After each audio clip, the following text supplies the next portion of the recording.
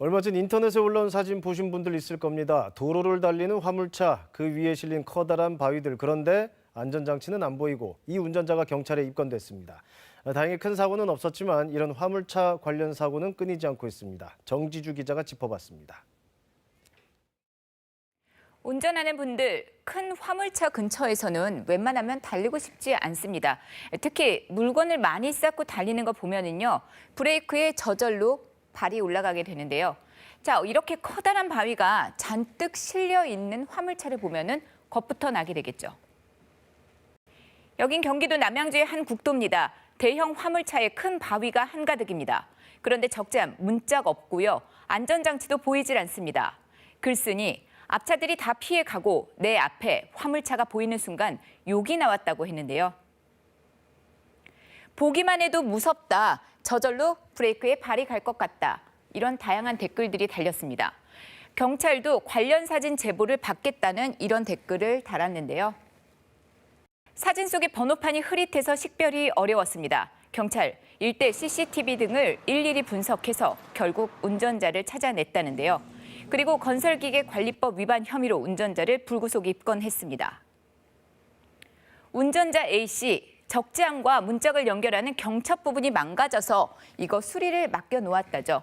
하지만 일감을 놓칠 수가 없었습니다. 그래서 부득이 운행을 하게 됐다, 이렇게 말했다는데요.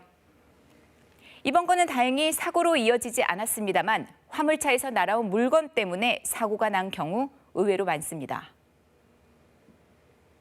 달리던 승용차 앞으로 갑자기 쇳덩어리가 날아듭니다. 앞유리 뚫었고요. 조수석에 막혀 겨우 멈췄습니다. 이 승용차는 유리창이 갑자기 깨지면서 가드레일을 들이받았습니다. 원인은 화물차에서 떨어져 나온 판스프링입니다. 원래는 하부 충격을 흡수하기 위한 부품인데요. 하지만 짐을 많이 싣기 위한 적재함 불법 개조에 사용이 된다죠. 자, 100대 가운데 무려 13대가 이렇게 판스프링을 불법 개조해서 쓰는 것으로 조사가 됐습니다. 사고 시에 뒷차의 충격을 줄이기 위해서 7.5톤 이상의 대형 화물차는 이렇게 후부 안전판이라는 것을 설치해야 하는데 이것도 문제입니다. 원래는 이거 55cm 높이에 달아야 하거든요. 하지만 10대 중 석 대는 이보다 높은 곳에 안전판을 설치했습니다. 지면과 가까우면 긁히거나 부서질 수 있어서라죠. 하지만 뒷차에는 무서운 존재가 됩니다. 시속 56km 속도로 실험을 했더니 중형 승용차가 이렇게 화물차 아래로 1m 34cm나 들어갔습니다. 이거 실제였다면 인명피해 가능성이 크다는 얘기입니다. 화물차와 관련된 교통사고 사망자 증가 추세입니다. 교통사고 사망자 가운데 화물차 관련 사망자 비율인데요. 자, 2019년에 25%까지 이렇게 높아졌습니다.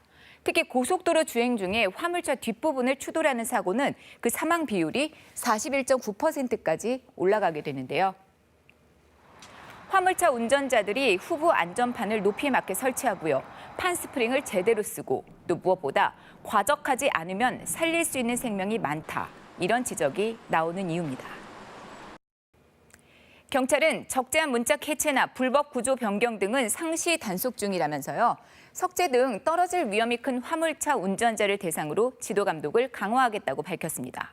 KBS 뉴스 정지주입니다.